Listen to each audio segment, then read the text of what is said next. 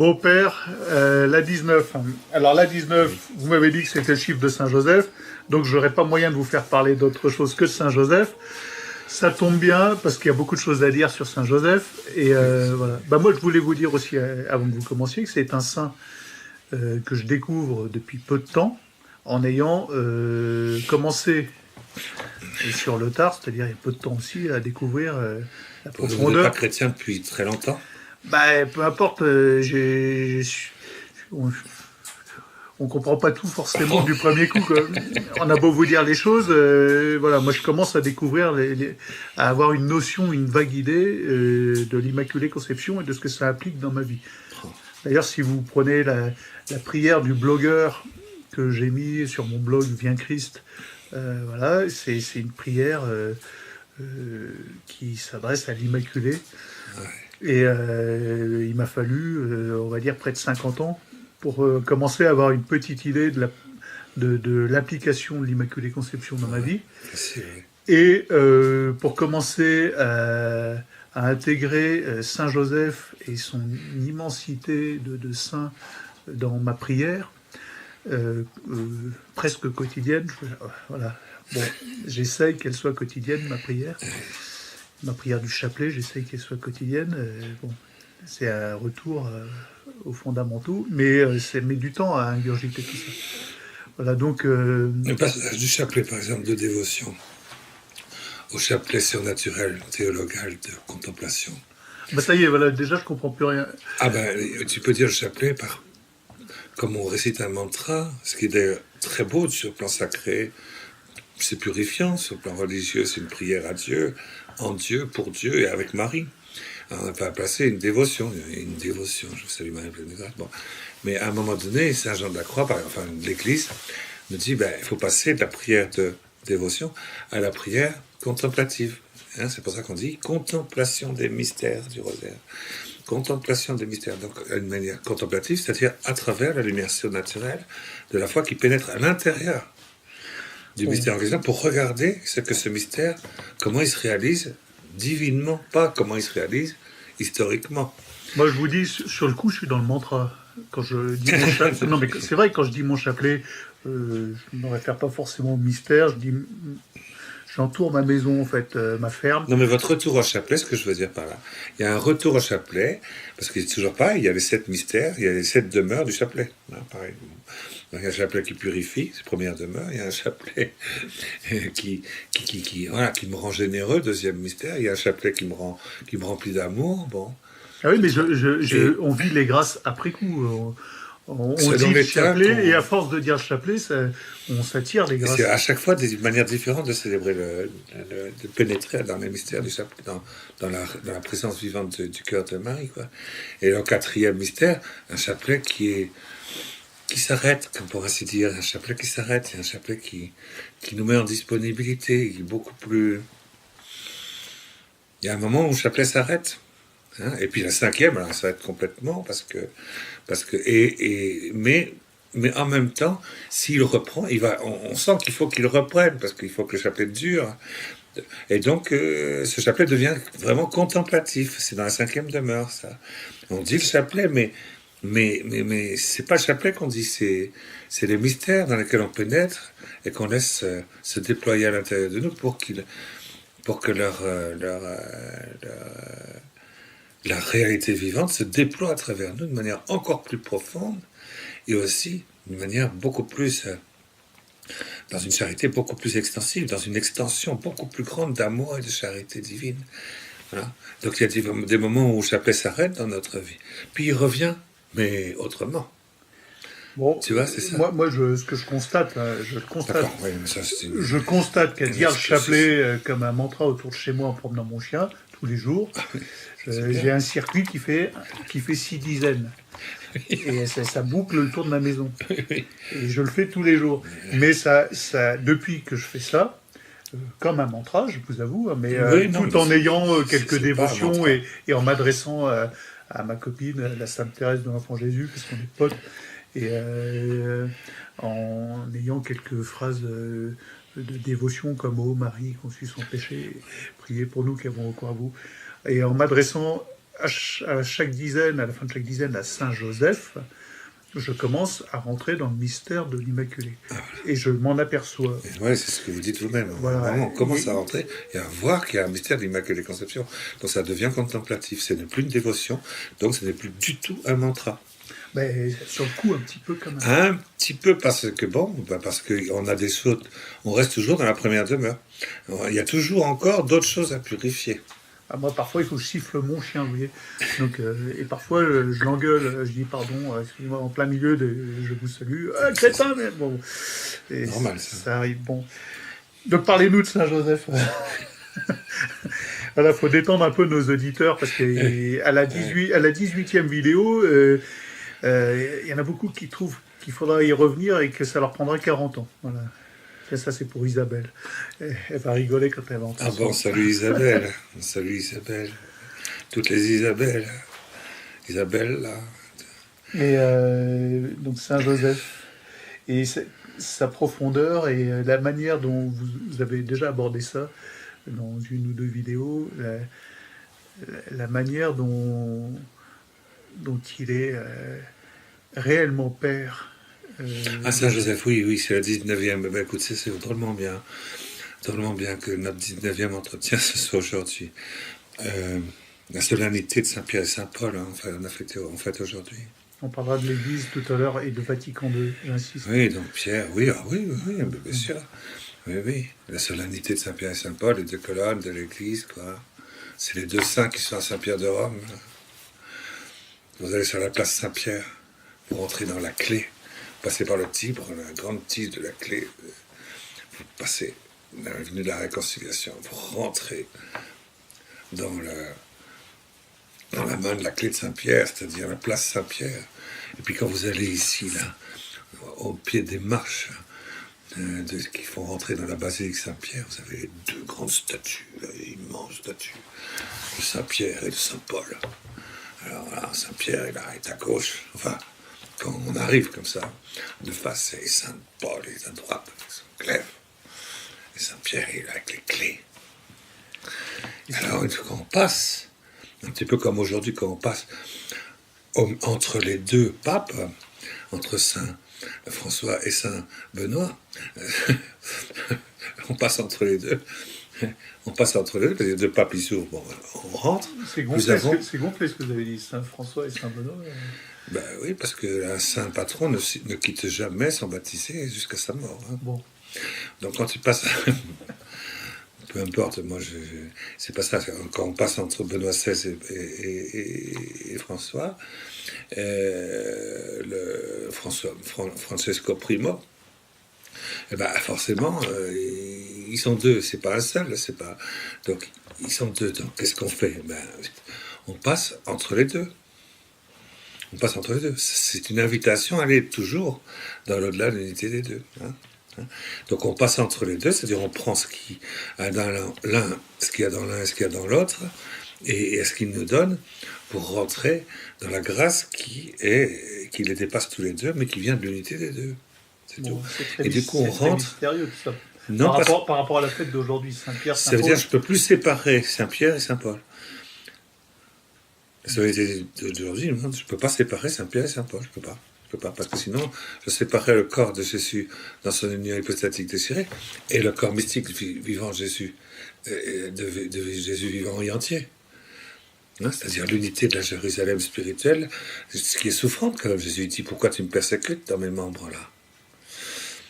Si je séparais le corps mystique de vivant de Jésus vivant persécuté et Jésus dans son union hypostatique déchirée, c'est-à-dire et Jésus sur la terre, quoi, Jésus et à la droite du Père. Je peux pas séparer les deux, je peux pas séparer Jésus et son corps mystique vivant, entier et vivant. Voilà, sinon, c'est ça l'Église catholique, c'est que je rentre dans l'unité des deux et pour faire avancer l'unité des deux jusqu'à son accomplissement. Voilà. Bon, ben c'est pareil pour Saint-Pierre et Saint-Paul, mais c'est pareil aussi pour les... C'était pareil à un moment de l'Ancien Testament. Dans l'Ancien Testament, il y avait les nachis d'Israël et ils marchaient toujours deux par deux. Il fallait rentrer, il fallait respecter la Torah, mais en même temps, il fallait pénétrer dans ce qu'il y avait de plus doux, ce qu'il y avait de plus le miel, de plus onction, de plus caché, de plus lumineux, de plus divin, de plus surnaturel, de plus délicat, de plus fragile à l'intérieur de la présence messianique. Il fallait être hiléliste et chamaïste. Il fallait pas être que chamaïste, parce que si tu étais que chamaïste, chamaï, et bien à ce moment-là, tu prenais ta mitrailleuse et puis tu tirais sur tous ceux qui n'étaient pas chamaïstes. Comme aujourd'hui, il y a nos amis là, qui sont. Alors, tu deviens anti. Voilà. Ah non, moi je suis Saint-Pierre, donc je tire sur Saint-Paul. Voilà. Ah non, moi désolé, moi je suis Saint-Paul, donc je tire sur Saint-Pierre. Alors, il faut pas mal de munitions parce que c'est comme ils sont invincibles. Dieu leur a donné l'infaillibilité. Tu peux toujours tirer. Tu vas finir par t'énerver. À force de t'énerver, tu vas être aveuglé. À force d'être aveuglé, qu'est-ce qui va se passer? Tu vas te mettre en colère. Du coup, tu verras le contraire de ce qui est la vérité. Du coup, tu vas dire, mais ça, c'est pas l'Esprit Saint. Cet esprit-là qui anime ce mec-là, c'est Belzéboul. Donc, tu vas dire que l'Esprit Saint, c'est Belzéboul. Et puis, petit à petit, tu vas te mettre dans la gueule de l'Antéchrist. Très, très, très, très, très dangereux, cette présomption. De tirer à bout portant, de dire, oui. Il y a toujours cet esprit critique, dialectique, de jugement, de critique, de condamnation, qui en fait est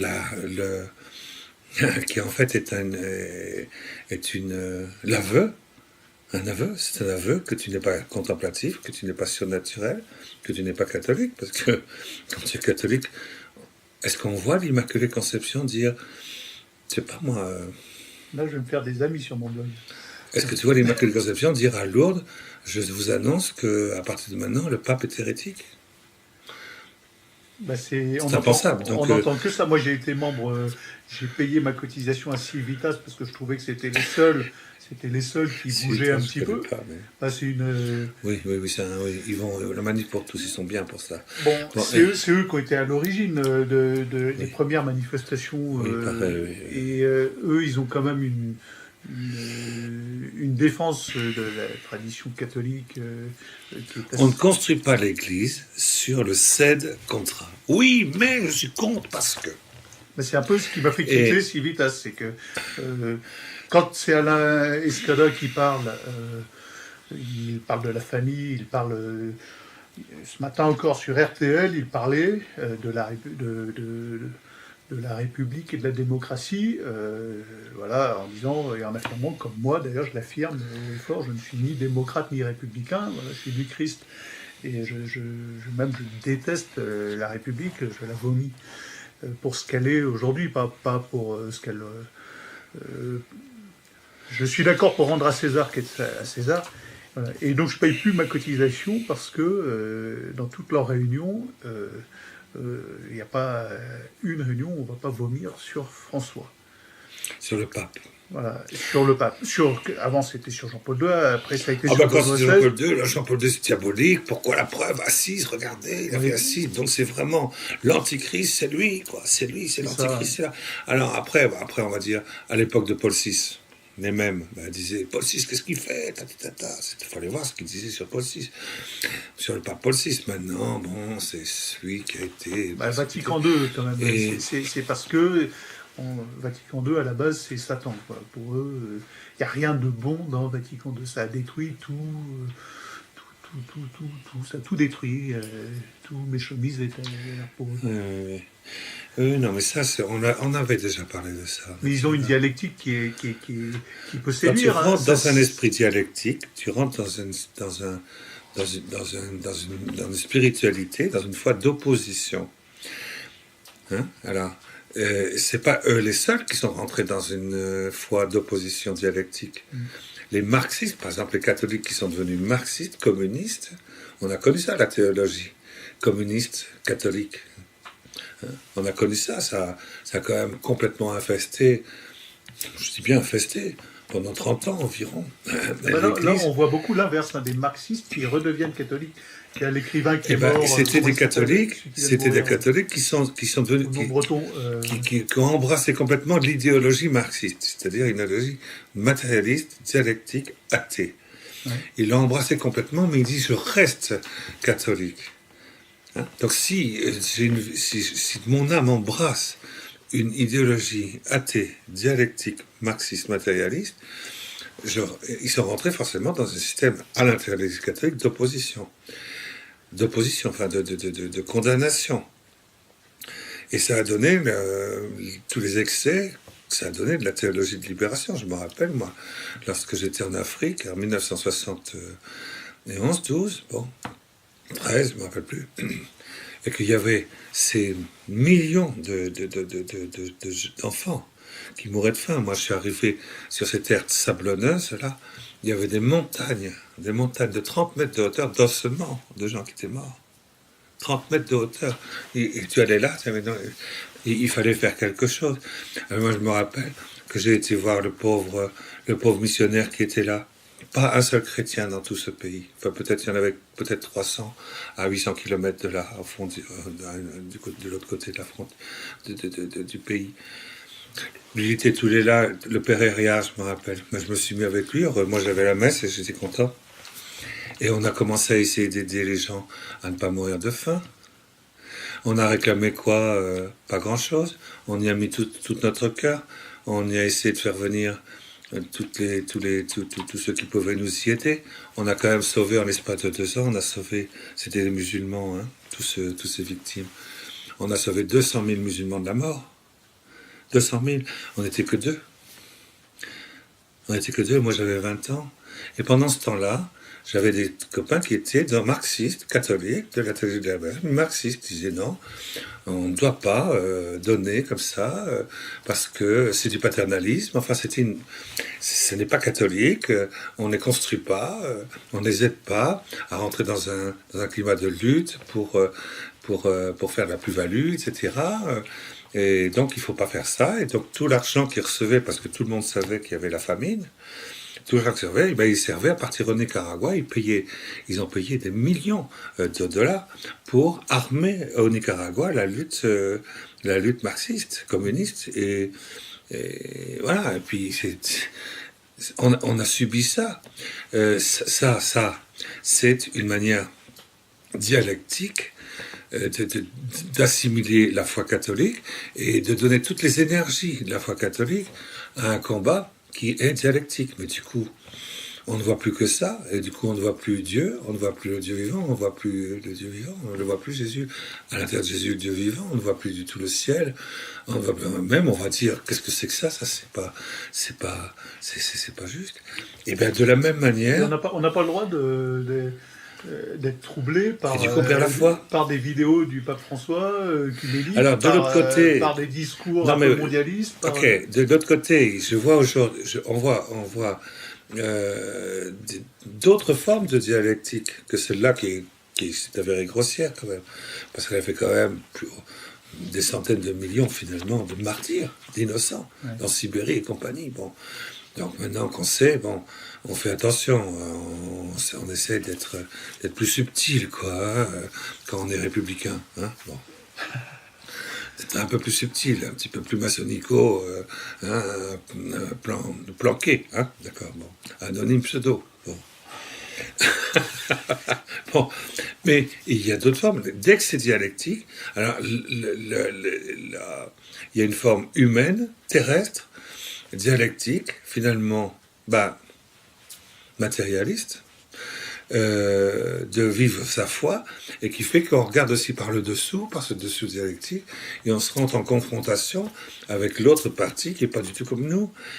Et donc on va lutter contre ça, et donc on va prendre, et on va devenir, on peut avoir une vision comme ça, dialectique, et on va critiquer, on va toujours voir dans ce que fait le pape, le Saint-Père et l'Église, ce qu'elle a toujours fait historiquement. On va toujours regarder l'aspect temporel, l'aspect historique, l'aspect matériel, l'aspect visible, l'aspect périphérique, l'aspect extérieur.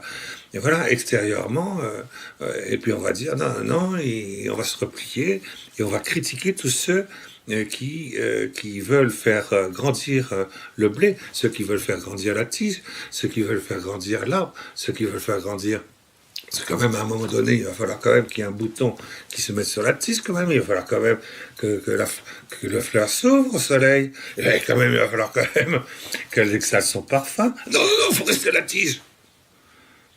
De toujours. Ah ben oui, d'accord, mais l'Église, c'est pas ça. L'Église, elle doit rentrer dans le soleil. Et c'est le soleil qui attire l'Église et la fait avancer. C'est pas du tout un pape ou un Borgia. C'est ça qui a fait avancer l'Église. C'est le soleil de Dieu, c'est le soleil du Saint-Esprit. Donc si je vois pas ça, je m'accroche à la tige, là, en disant, restez, surtout ne pousse pas, surtout n'avance pas, surtout n'intériorise pas, surtout ne deviens pas théologal, surtout ne rentre pas dans la miséricorde à créer de Dieu, à l'intérieur de toi-même. Surtout ne rentre pas.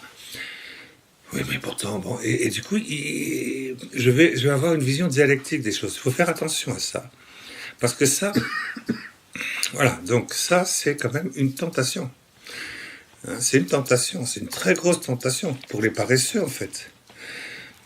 Le sein du nouvel Israël de Dieu, la royauté la royauté monarchique, si je puis dire, surnaturelle, théologale, du nouvel Israël de Dieu au milieu des nations. Donc notre vocation intègre de toujours et à jamais. Il faut tout de suite rajouter de toujours et à jamais, bon, parce que, eh bien, elle est forcément transformante, transformée. Si je refuse la transformation, et du coup je critique la transformation, c'est comme si je tronçonnais l'Église. Je n'ai pas le droit de tronçonner l'Église. Le Saint-Père est là pour veiller à ce que l'Église s'épanouisse et aille jusqu'aux noces de l'agneau, et elle aille jusqu'à la miséricorde, jusqu'à l'Immaculée Conception, jusqu'à l'Assomption, jusqu'à Saint-Joseph. Et jusqu'à sa propre disparition aussi. Parce que quand on... Jusqu'à sa propre disparition à l'intérieur des noces de l'agneau. Ce qui alimente tous ces gens-là qui montrent du doigt François sur Paris Match, etc., c'est aussi un peu des prophéties comme la Salette, des choses comme ça. Ça met de l'eau à leur moulin. Dans la Salette, il est clairement dit que l'Église sera éclipsée. Donc il y aura à sa tête le serpent. Ah non. L'Église sera éclipsée. Un petit peu comme la nature humaine du Christ va s'éclipser. Il va rester silencieux sur la croix à un moment donné. Et voilà, il va y avoir ce samedi saint où le Christ, ses apôtres sont dispersés et éclipsés. On les voit plus, quoi. On les voit plus. Ils sont là.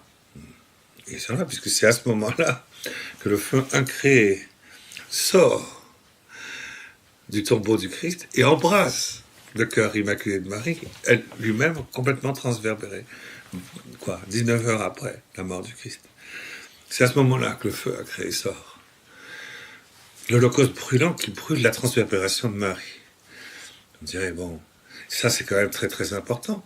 Et c'est ça qui a fait de Marie la mère de l'Église. Voilà ce qu'a dit le Concile Vatican II.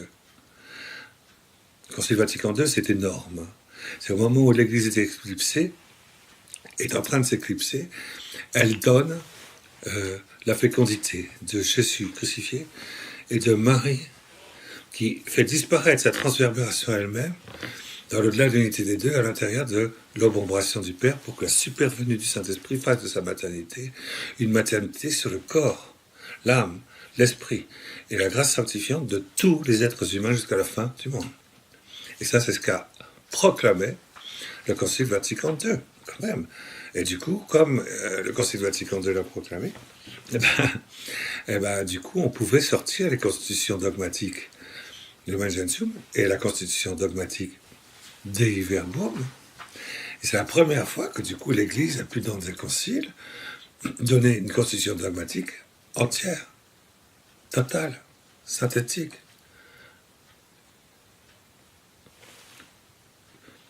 Unanime, qui intègre tous les autres conciles, c'est parce qu'il y avait un problème d'hérésie. Il fallait dire non, cette hérésie-là, voilà comment on doit répondre, voilà comment on va vivre. Vous avez été un petit peu trop loin dans la tentation de corruption, d'humanisation, de quelque chose qui est totalement divin dans la foi. Donc voilà comment la foi de Jésus s'enseigne. Mais si c'était pas cette vérité-là qui était attaquée, c'était une autre. Du coup, c'était un autre concile.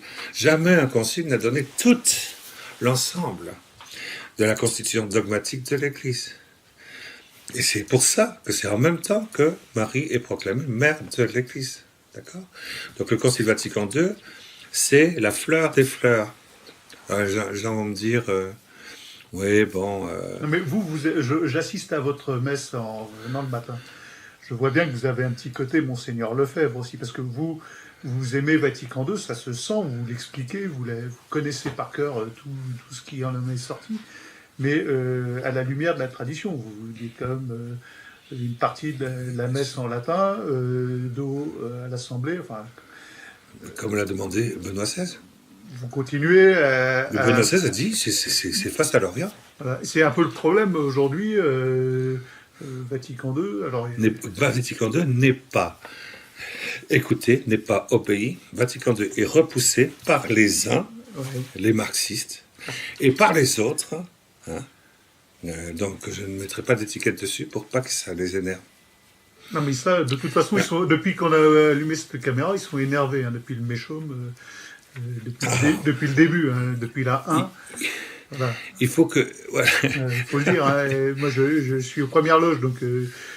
C'est dommage, parce que je sais, parce que quelque part, ils ont fixé leur attention sur le fait qu'on change la liturgie, par exemple. Hein. On n'a pas changé la liturgie, elle reste la même. Moi, personnellement, j'ai connu la liturgie avant Vatican II, je me rappelle très très bien, et j'ai connu la liturgie après Vatican II, pendant Vatican II, après Vatican II, bon, très bien. J'ai vécu ça comme Mère Teresa de Calcutta, comme Padre Pio, les dernières messes qu'il a dites, il les a dites face au peuple. Hein. Vous pouvez le voir dans les vidéos, c'est face au peuple, il est face au peuple. Bon, il disait la prière du canon 1 de la messe, c'est-à-dire le canon de Saint-Pie V, finalement, quelque part. Il était face au peuple, mais il avait quand même une intériorité. Mais voilà, c'est pourquoi. Qu'est-ce que le Vatican dit, écoutez, ça, c'est de célébrer quand vous êtes dans un camp de concentration, hein, parce que Dieu sait qu'il y en a eu des prêtres, hein, qui ont été dans des camps de concentration pour donner, qui se cachaient, etc. Trahi par Casaroli. On a Maximilien. Trahi par Casaroli, la bande à Casaroli, Villot, Casaroli, Bunini. Hein. On a le plus grand saint c'est eux qui étaient au Vatican. Maximilien Kolbe. Maximilien Kolbe. Eh bien, c'est eux qui étaient là. Casaroli, pourquoi est-ce qu'on dit oui? Pourquoi est-ce qu'il dit que Vatican, ça va pas? Parce que le Vatican est dirigé par des espèces par la maçonnerie ecclésiastique. Moi, personne n'a à s'en cacher. Ouais. D'ailleurs, les papes l'ont dit, puis c'est tout. C'est dirigé par eux. C'est eux qui dirigent le Vatican. Bon, c'est eux qui dirigent. Donc, si un pape leur plaît pas, eh ben, il meurt. Ah ça, oui. Ça, voilà, ben, il meurt. Il meurt dans la soirée. Hein. Pas compliqué, c'est pas bon, c'est vrai qu'ils n'ont pas... Ils n'y vont pas par le couteau de la cuillère, ça non. Ça, alors là, c'est vraiment... C'est clair et net. Hein. C'est vraiment des prostituées, hein, bon. Parce qu'on ne sait pas, parce que du côté aussi de la spontanéité, ils ne sont pas clairs, bon. Mais si c'était que ça, on s'en fichait, hein, je pense. Mais c'est Vatican, moi je ne suis pas traditionnaliste au sens que je suis pour le Vatican. Je suis tout à fait opposé à ce que Satan demande à ses prostituées, mafieux, maçonnico, mais furibondo dingo, qui s'essaie d'imposer aux fidèles, parce qu'ils sont quand même en haut de la hiérarchie. Et les conférences épiscopales suivent bien docilement, le sachant ou ne le sachant pas, ou ne voulant pas le savoir, j'en sais rien, je ne sais pas. Mais quand on le sait, on comprend très bien que ce qu'ils veulent détruire dans l'œuf, c'est Vatican II. C'est leur seul objectif. Eh bien, qu'est-ce que dit le Concile Vatican II? Par exemple, je vais vous dire ce qu'il y a dans le Concile Vatican II, même sur le point de vue des décrets de la liturgie. Le latin doit rester la langue principale de la messe, de l'Église, de la célébration. Jamais marqué, ils ont quand même aussi décidé que jamais la communion devait être... Aucun concile ne l'avait dit, cela. Jamais on doit communier sur la main, jusqu'à la fin du monde. Je suis allé les 2 dernières messes, j'étais à Rouen. Vatican, je m'en fiche, moi je parle du Vatican Je peux II. vous dire que je communie à la bouche, le prêtre, il a la communion là, et il voit que je tends pas les mains, alors ça le choque. Oui, non, mais ça, ce qui se fait et ce que demande l'Église, c'est autre chose, d'accord? Ce que demande l'Église, c'est ce que demande l'Église. Ce qui se fait, eh bien justement, c'est le résultat d'un méchaume, hein, c'est le cas de le dire, un chicus méchaume. On a voulu transpercer de l'intérieur, dévaster la fécondité eucharistique. C'était pas compliqué, il suffisait de venir dévaster, donner un coup de poinçon dans les liturgies sacramentelles. C'est pas compliqué. Comme ils avaient tous les pouvoirs, ils l'ont fait. Voilà. Bon. Ce qui est extraordinaire, c'est qu'en fait, ils ont voulu détruire ces francs-maçons, ils ont voulu détruire Vatican II. Ils n'ont même pas eu besoin ils n'ont même plus besoin d'ouvrir la bouche, puisque ce sont les traditionalistes qui s'en chargent pour eux, finalement. Oui, alors ça, on peut dire ça aussi, mais j'irai pas jusque-là. Moi, je le dis, j'ai rien à perdre, parce que je suis qu'un catholique. Ceux qui ont la foi traditionnelle, ils constatent qu'ils ne reçoivent plus la grâce dans des liturgies qui ne vont pas... Mais ils ne savent pas que c'est parce que ces liturgies vont dans le sens contraire de Vatican II. Ils ne le savent pas. Donc, du coup, ils vont dans des liturgies de l'époque du Concile de Trente, et en disant, au moins, là, je reçois quand même le corps du Christ, et il y a quelque chose de sacré, et de respecté, et ce sera jusqu'à la fin du monde, et effectivement. Donc, c'est une position de repli et de sécurité, parce qu'ils ont quand même des enfants, hein. Alors, il faut voir. Alors, bon, ils ont besoin que leur enfant soit instruit dans une foi qui soit parfaite, enfin, qui soit parfaitement formée. Nickel, là, moi j'écoute, je suis abonné à Mediapresse Info. Moi, quand je donne le catéchisme, je donne le catéchisme de Saint-Pie X, et je donne en plus le catéchisme de Vatican II. Je fais toujours en 2 tiers, 1 tiers, 2 tiers catéchisme de Saint-Pie X. Toujours, de toute ma vie consacrée, j'ai toujours fait comme ça. Et 1 tiers, c'est le catéchisme de Vatican II, c'est un épanouissement, et il donne la signification finale, et aussi la manière de rentrer, de manière pratique, surnaturelle, et sainte, et pure, et simple, et humble aussi, dans le fruit, précisément, de cette foi proclamée depuis toujours. Voilà. Et donc, les missions invisibles des personnes divines, de la très sainte Trinité de notre âme. Enfin, voilà, l'Immaculée Conception, ça n'est pas dans le catéchisme de Saint-Pie X. L'Immaculée Conception, l'infaillibilité, c'est pas dans le catéchisme de Saint-Pie X. Tout ça, c'est les 3 blancheurs, c'est pas dans le catéchisme de Saint-Pie X. L'Apocalypse de Saint Jean n'est pas dans le catéchisme de Saint-Pie X. La mise en place du corps spirituel venu d'en haut depuis l'Assomption de Marie n'est pas dans le catéchisme de Saint-Pie X. Et je rajoute, bien sûr, des choses qui sont en un germe dans le Concile Vatican II, même s'ils n'y sont pas explicites. Il y a Saint Joseph. Ah, Saint Joseph. Oh. C'est notre papa à nous, ça. C'est le patron. Je crois qu'il n'y a pas eu de pape qui, depuis 1000 ans, quelque chose comme ça, et fait un pontificat sans faire une encyclique à Saint Joseph. Et Joseph Ratzinger, il aurait pu garder son nom, d'ailleurs, il aurait pu rester Joseph. Oui, mais par respect par Saint Joseph, aucun ne s'est appelé Joseph Ier, par exemple. Ouais. Par respect, parce que Joseph, voilà, il y a les nations d'Israël depuis Moïse, il y a eu Saint Joseph, le roi, et avec Jésus prêtre. Et du coup, il a fait l'intermédiaire, et il a été le médiateur qui a permis le pontificat de la paternité au fond du Saint-Père. La paternité sainte de Jésus sur la terre, elle est portée par Saint Joseph, et lui, il fait la médiation, et il fait l'unité entre l'ancien, l'actuel et le nouveau. Et du coup, si on va dans l'unité des 3, on a les 3 visages du grand monarque, on a les 3 visages de la grande royauté, de toute la vocation du peuple d'Israël, du véritable Israël, et du peuple de l'Israël accompli. Voilà, les 3 Israël sont un seul, c'est une seule tige. C'est une seule fleur, c'est un seul fruit. Alors, dès qu'on rentre en dialectique, on est obligé de couper les 3 et de les mettre... Mais tu fais un meurtre à ce moment-là. Je crois que je vous ai parlé de ça, au moment du Concile Vatican II, en 62. Il y a un article de la Pravda là, qui était là, qui est sorti en disant « Nous avons infiltré l'Église suffisamment nettement pour faire qu'après ce concile, on puisse engendrer à l'intérieur de tous les catholiques un mouvement intérieur irrépressible et incontournable de dialectique, où ils vont s'affronter dialectiquement les uns les autres, comme on doit affronter, parce que ça c'est le moteur de la révolution. C'est le moteur de la révolution marxiste, et on va faire donc de l'Église catholique un moteur de la révolution marxiste en les faisant s'affronter les uns aux autres.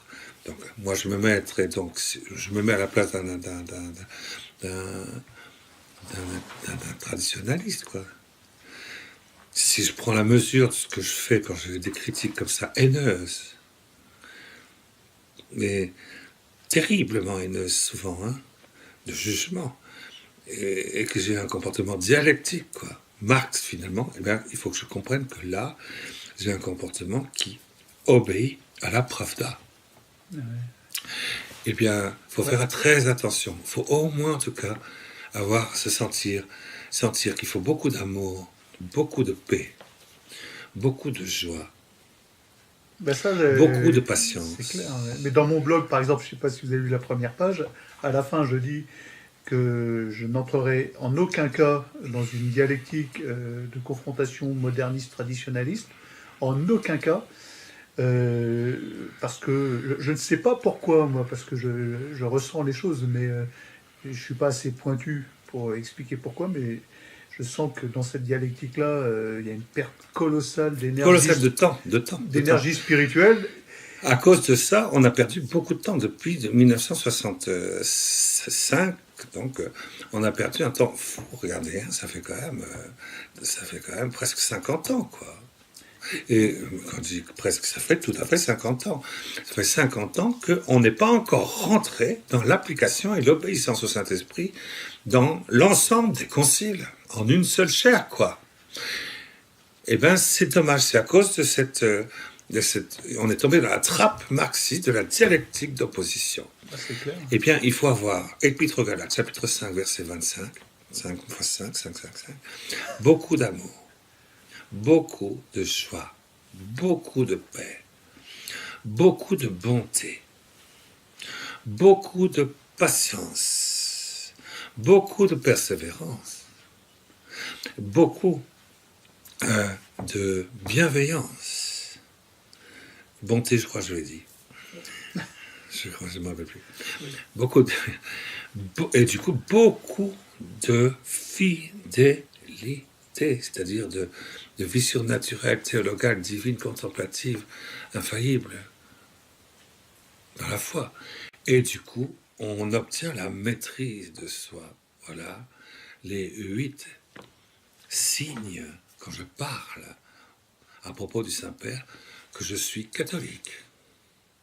C'est les 8 signes.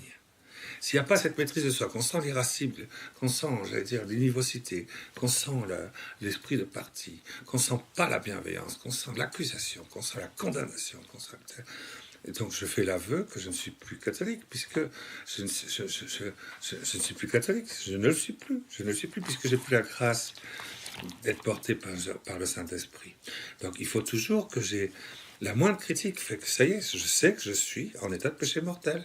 Ah bah je le suis souvent. Ah bah non, quand même, pas vous. Bah si, vous voyez bien quand j'arrive à regarder telle vidéo du pape, elle est nulle, c'est une bouse, j'ai des mots forts là-dessus, et le fait est que cinématographiquement c'est à chier, excusez-moi, hein, c'est nul, ça, ouais. Et puis c'est consternant, et puis ça prête le flanc à la critique. Alors en plus, je sais pas, moi, ce pape-là, il est incroyable, ce pape. Moi, je voulais parler j'aurais bien voulu qu'on s'entretienne de Saint-Joseph aujourd'hui, mais on va le faire, de toute façon, on ne quittera pas tant qu'on n'a pas dit un petit mot sur Saint-Joseph. Mais quand même, voilà, qu'est-ce qu'il a fait la semaine dernière? Vous êtes au courant? Alors oui, on peut dire il a fait ça, il était chez les Arméniens, et de quoi il s'occupe avec... il corrompt la foi catholique puisqu'il fait son union avec l'exarcat et le patriarcat des Arméniens, qui est le catholicos. C'est ce qu'on attend de lui, c'est ce qui... Là, pour une fois, ça va dans le bon sens. Oui, ça va dans le sens de l'écuménisme, c'est faux, il faut rester FSPX. ça va pas dans le sens FPX. C'est pas les Théos Olympiens que les Arméniens. Hein? Non, c'est vrai. Très bien. Bon, voilà. Et puis, de toute façon, quoi qu'il fasse, c'est pour détourner l'attention du vrai problème qui est nous, quoi. Bon. Non, ben, mon Dieu. Voilà, bon, eh ben non, bien sûr que non. Qu'est-ce qu'il a fait?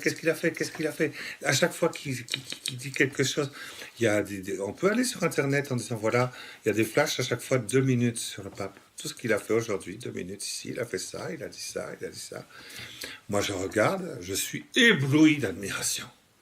Je dis, c'est impossible qu'un homme puisse être sur tous les fronts, à dire toujours la parole juste, à renverser les idoles, hein, en disant, je suis avec vous, je vous aime, je vous prends dans mes bras, mais en même temps, l'ayant fait, paf, je fais tomber avec une parole de rien du tout, l'air de rien, je fais tomber tous vos a priori.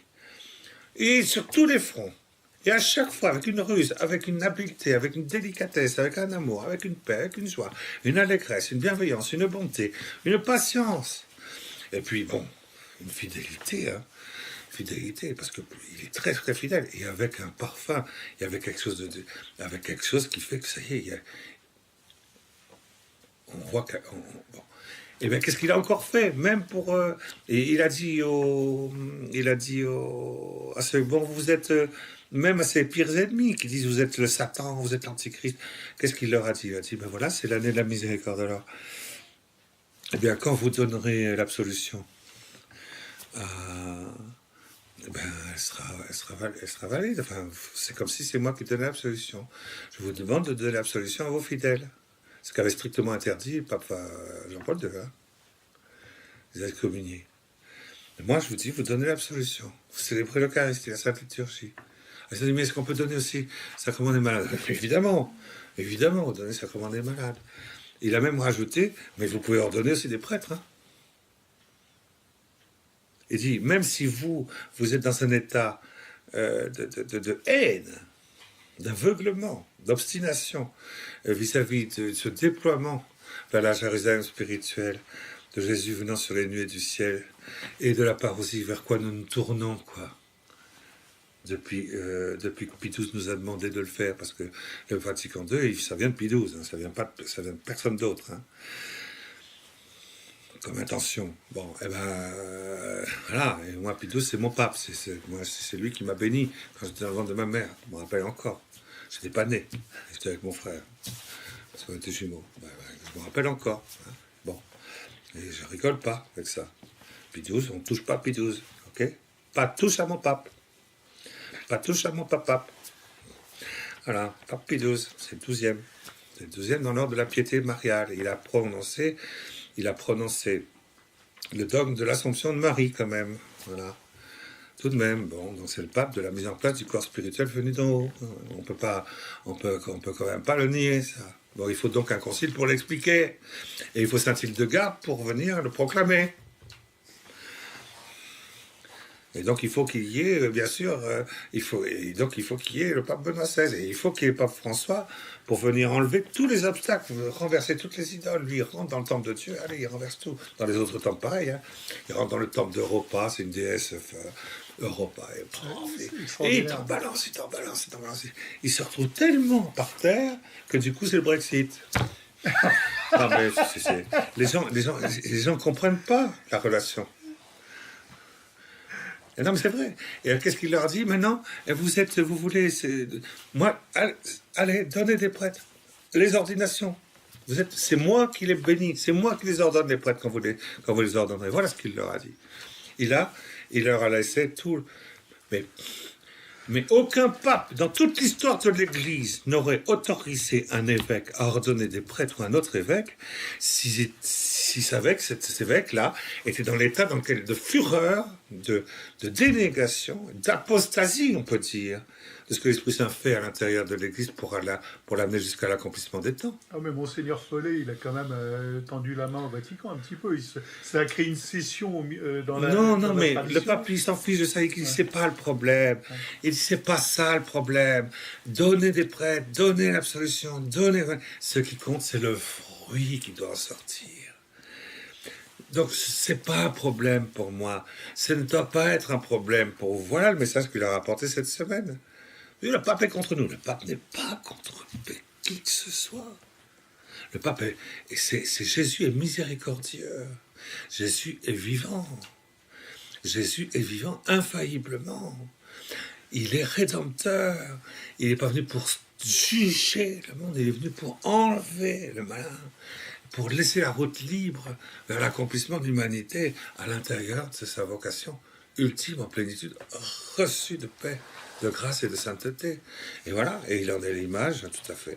Alors, c'est un peu décousu, je sais bien. Non, mais... c'est génial. Moi, je veux que. Non, mais attendez, laissez-moi lire. De Pierre Hillard. Laissez-moi honorer Saint-Joseph, s'il vous plaît. Puisque on fait la 19e et... Vous avez 5 minutes, on reprendra après. D'accord. Et si vous voulez, celle-là, je l'intitulerai la 20e et celle Non, 19e, c'est la 19e, on triche pas, non, pas de problème. Puisqu'on était sur Saint-Hildegarde 17 et 18, on est 19, qu'au moins une fois, que nos entretiens aient donné comme le climat du vocabulaire de Saint-Hildegarde.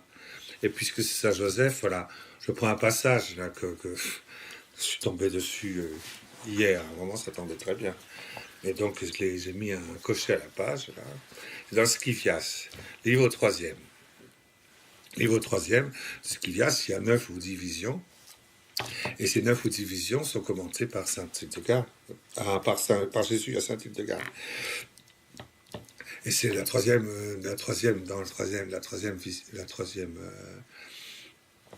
chapitre du livre des visions. Elle voit, Jésus lui montre le temple. C'est très intéressant le temple, puisque pour nous, c'est dans le temple qu'à la fin, effectivement, tout se décompose. Enfin, les traits enflammés essaient de rentrer, de dévaster le temple chrétien. C'est tout à fait propre à l'Apocalypse. C'est l'Apocalypse de Saint-Hildegarde. Donc, il y a dans ce temple des murs, il y a des colonnes, il y a des fêtes, il y a des remparts, il y a des trucs comme ça. Et bon, à un moment donné, donc, elle montre, et je veux bien le faire ça, parce que elle montre qu'il y a des colonnes. Et la colonne à l'intérieur de l'Église, la première colonne à l'intérieur de l'Église, c'est l'Immaculée Conception. Pour Saint-Hildegarde, l'Immaculée Conception, c'est la colonne de l'Église. Elle ne connaît pas l'Immaculée Conception quelque part, puisque l'Immaculée Conception, c'est 1854. Mais elle en parle déjà 800 ans avant. Hein. Voilà. Et la deuxième, alors je lis simplement, hein, puisqu'on n'a que 5 minutes. 4 maintenant, 3. D'accord. Bon, ouais. Bon, très bien. Voici maintenant...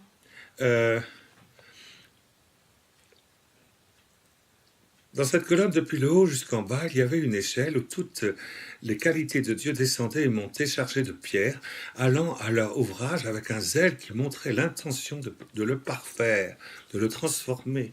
Et j'entendis le jeune homme éclatant qui siégeait sur le trône. Oh, que c'est beau ça, merci pour ce roi. Dire, voilà les courageux ouvriers du Seigneur, mais entre ces qualités divines en elles-mêmes, j'en remarquais 7 dont je considérais la forme et le costume. Toutes, comme les qualités dont il parlait plus haut, qui viennent directement de Dieu en lui-même, avaient des vêtements de soie. La soie, c'est fabriqué avec le verre qui devient un papillon. Donc c'est pas... La soie signifie la 5e demeure de l'union transformante, hein, évidemment. Et toutes... Ah non, mais il faut lire l'Apocalypse, il faut lire les textes avec le langage de l'Église, évidemment. Hein. Et toutes elles avaient leur tête ornée de cheveux blancs. Ça veut dire que la contemplation est parfaitement pure. Et elles s'avançaient sans manteau, excepté la première, c'est-à-dire même sans les sacrements. Et forcément, Marie, Joseph, n'avaient pas les sacrements. La seconde avait des cheveux noirs, et la troisième ne paraissait pas avoir forme humaine. Et la troisième, en fait, c'est pas forme humaine, parce que c'est la doctrine infaillible des apôtres. La première, la troisième et la 5e étaient revêtues de tuniques blanches, ça veut dire elles étaient toutes dans la grâce sanctifiante, surnaturelle de Jésus crucifié. Toutes avaient des souliers blancs, excepté la troisième qui n'avait pas forme humaine, comme nous l'avons dit. Voici maintenant en quoi elle différait. La première image portait une couronne d'or sur sa tête, surmontée de 3 rameaux.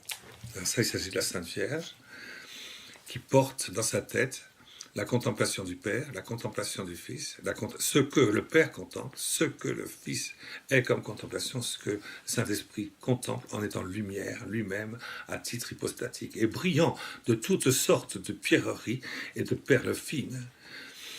Ah oui, ça rayonne sur la matière de l'ensemble de l'univers et de tout ce que produit la terre, les perles fines dans le vivant. Elle avait, dans le vivant de l'Église, elle avait sur son cœur un miroir très pur, au milieu duquel apparaissait, dans une grande clarté, l'image du Fils de Dieu incarné. Elle avait aussi un voile blanc, donc, comme une vierge, parce qu'elle était revêtue d'une chasuble comme un prêtre. Elle est médiatrice de toutes les grâces à venir. Eh bien, je passe, et j'arrive à Saint-Joseph. La seconde image apparaissait tout entière avec une robe. Apparaissait tout entière avec une robe, une tunique qui, dans sa forme et ses plis, reflétait l'hyacinthe comme azur des cieux.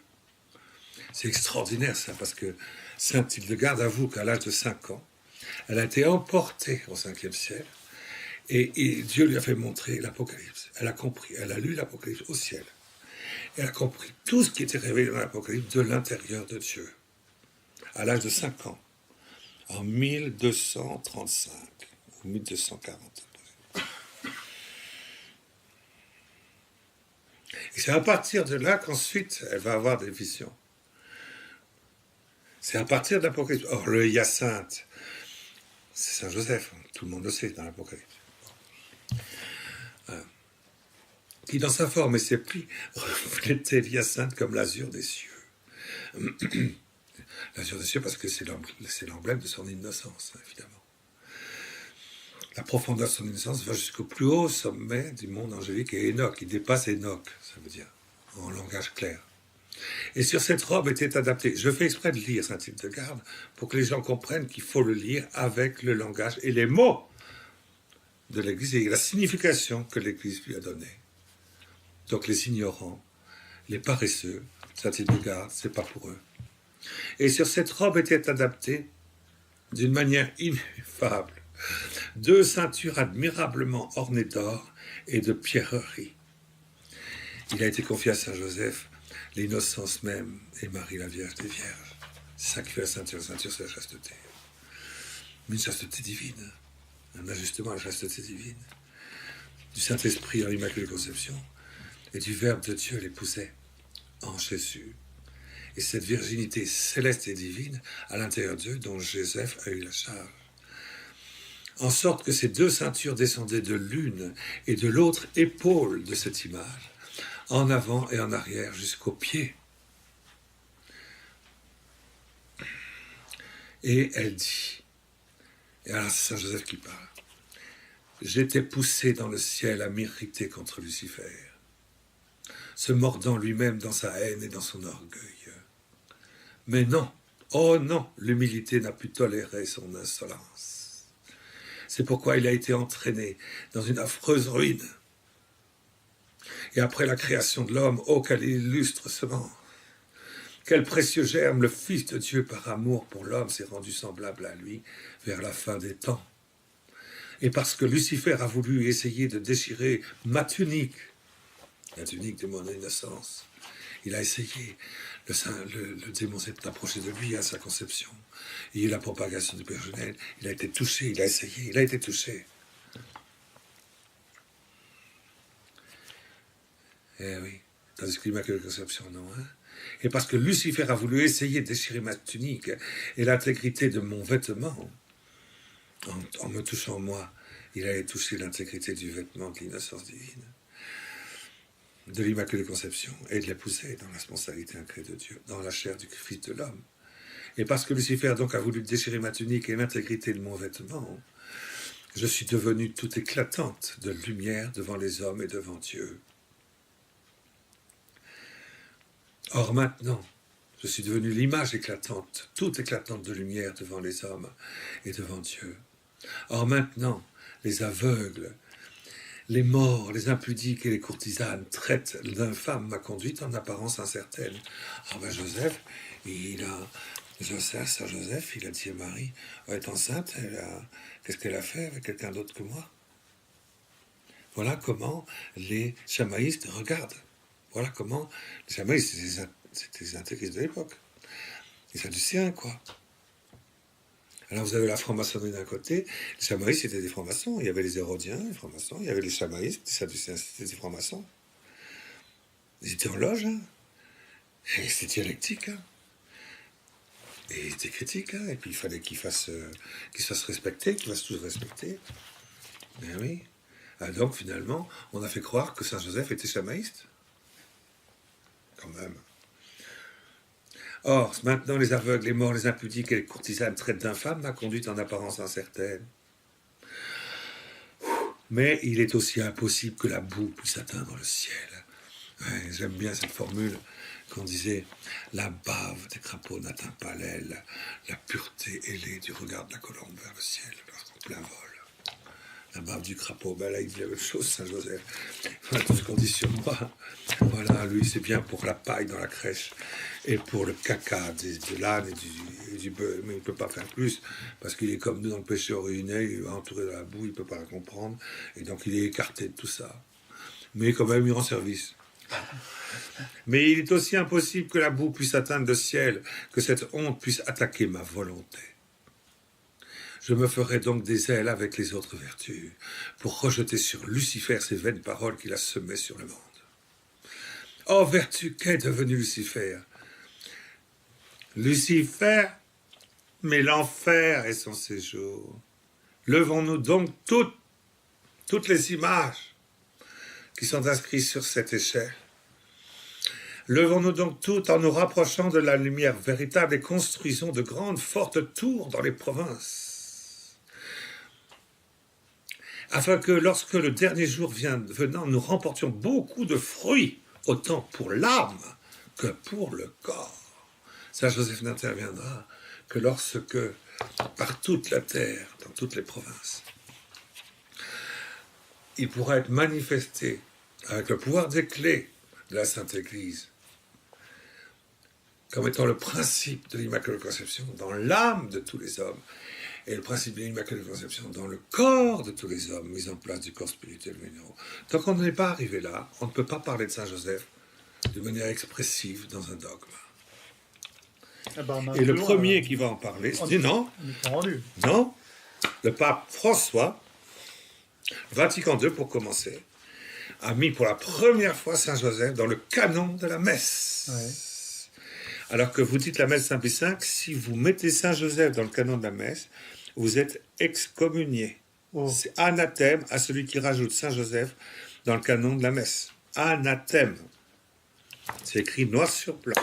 Et vous ne verrez jamais quelqu'un qui est FCBX mettre Saint Joseph dans le canon de la messe. Sinon, il est excommunié par sa propre liturgie, par Saint Pie V lui-même, usque ad terminationem mundi, jusqu'à la fin du monde. Donc on ne doit pas toucher à la messe Saint Pie V. Eh bien on la garde, la messe Saint Pie V, parce qu'on a besoin de la tige, parce qu'on a besoin de la sève qui monte de la tradition et qui monte jusqu'à la fleur. On gardera donc la messe de Saint Pie V, on la gardera. Et le pape François dit, on la gardera, c'est ma messe, moi ça. C'est la vôtre, c'est la mienne, c'est pas la vôtre, c'est la mienne. C'est celle de Saint-Pédis, c'est celle de Saint-Benoît XVI, c'est celle de Benoît XVI, puisque maintenant on peut canoniser tout le monde, il n'y a pas de problème. Et on va canoniser tout le monde, moi je canonise tout le monde, je suis bienveillant, pas de problème. On va canoniser Monseigneur Lefebvre, mais il n'y a pas de problème pour canoniser Monseigneur Lefebvre, il est très gentil ce petit garçon. Bon, cet évêque, ce pontife, bon, très bien, peu importe. C'est un saint homme. C'est un saint homme. Il a évangélisé le Sénégal, D'ailleurs, il a signé. Il a créé l'église. Il a signé de sa main 30 décrets de plus du concile que Jean-Paul II. Il a refusé un certain nombre de signer. Il n'a pas signé sur certains. Monseigneur Lefebvre, oui, il a signé plus de trucs dans le concile, comme évêque, que Karol Wojtyła a été évêque. Il ne faut pas l'oublier, ça. Donc, tant qu'il était dans le concile, il n'a vu. Alors, il a vu que dalle, quoi.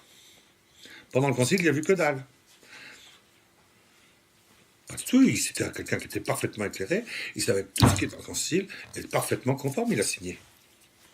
Il s'est jamais opposé C'est un jour ce que Jean-Paul II lui a dit, vous savez, vous avez signé plus de décrets que moi dans le concile. En vertu, alors, je me ferai donc des ailes des autres vertus. Alors, ça c'est très très fort, c'est ce qu'elle dit là. Hein. Lorsque le dernier jour viendra, nous remporterons beaucoup de fruits. Le dernier jour, c'est l'Apocalypse du 5e sceau. Nous remportions beaucoup de fruits, autant pour l'âme que pour le corps. Et lorsque la plénitude des nations sera introduite dans l'Église, ça c'est beau ça, 5e sceau de l'Apocalypse. Alors, nous nous rendrons parfaits sur la terre et dans les cieux. Notre perfection va s'épanouir dans le corps spirituel de tous les membres vivants de Jésus vivant sur la terre. Comme elle l'est dans les cieux avec Jésus, Marie-Joseph ressuscité. Ô Lucifer, de quoi t'as servi? Et là, il indique qu'il est ressuscité avec son corps, sinon il ne pourrait pas avoir une fécondité dans le corps, dans tous les élus de la terre qui ne sont pas encore atteint la mort, n'est-ce pas?